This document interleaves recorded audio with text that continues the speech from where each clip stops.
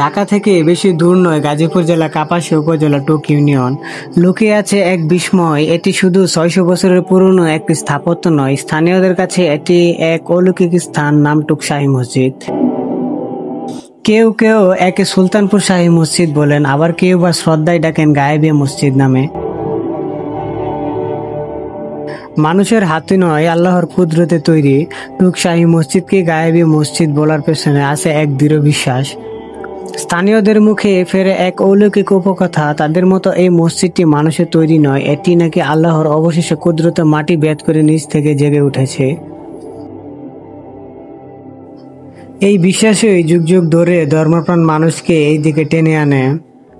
ইতিহাসের পাতায় মসজিদ অলৌকিক উপকথা যেমনই থাকুক, ঐতিহাসিকদের ধারণা এই মসজিদটি মুঘল আমলে নির্মিত। কেউ কেউ মনে করেন মুঘল সম্রাট আকবরের শাসনামলে যখন ইসাকা ও মানসিংহের যুদ্ধ চলছিল সেই সময় এটি নির্মাণ করা হয়। মসজিদের পুরনো কাঠামোর গম্বুজে অস্পষ্টভাবে 1346 সাল খোদাই থাকার জনশ্রুতি আছে, যা এর বিশাল প্রাচীনত্বের ইঙ্গিত দেয়। এই গ্রামের নাম যে সুলতানপুর হলো তার কারণ ইতিহাসে লুকিয়ে। এখানে ইসলামের প্রচারের জন্য আসা 360 জন আউলিয়ার মধ্যে 131তম ছিলেন শাহ সুলতান, যার নাম অনুসারে গ্রামের নামকরণ হয় সুলতানপুর। আধুনিকতার মূর্খে সময়ের সাথে সাথে টুক শাহী মসজিদের চেহারাতে পরিবর্তন এসেছে। আদি মুঘল স্থাপত্যের সৌন্দর্য কিছুটা হারালেও স্থানীয়দের উদ্যোগে এটি রক্ষা করার চেষ্টা চলছে। 1987 সাল থেকে 2012 সাল পর্যন্ত এটিকে একাধিকবার সম্প্রসারণ ও সংস্কার করা হয়েছে।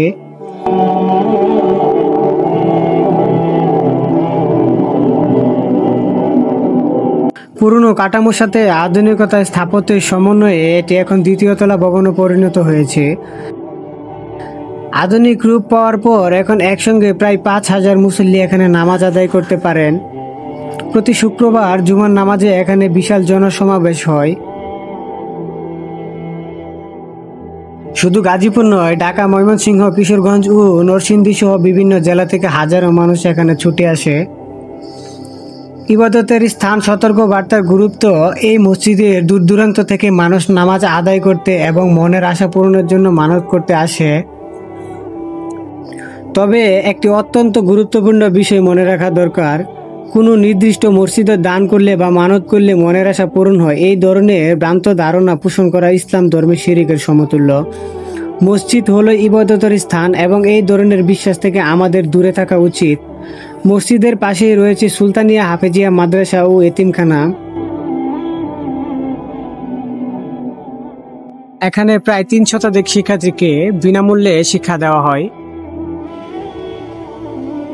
কিভাবে যাবেন টুক শাহী মসজিদ? টুক শাহী মসজিদ সুলতানপুর দরগাপাড়া শাহী মসজিদ দেখতে চাইলে আপনার গন্তব্য হবে গাজীপুর জেলা কাপাসিয়া উপজেলা টুক বাজার। ঢাকা মহাখালী বাস টার্মিনাল থেকে সরাসরি টুকের বাসে উঠতে পারেন। রাস্তা ভালো থাকলে 2 থেকে 3 ঘন্টার মধ্যে টুক বাজারে পৌঁছানো সম্ভব। টুক বাজার থেকে মসজিদের দূরত্ব 1.5 কিলোমিটার পূর্ব দিকে। এখান থেকে রিক্সা বা অটোরিক্সা করে সরাসরি সুলতানপুর গ্রামে মসজিদের কাছে চলে আসতে পারবেন।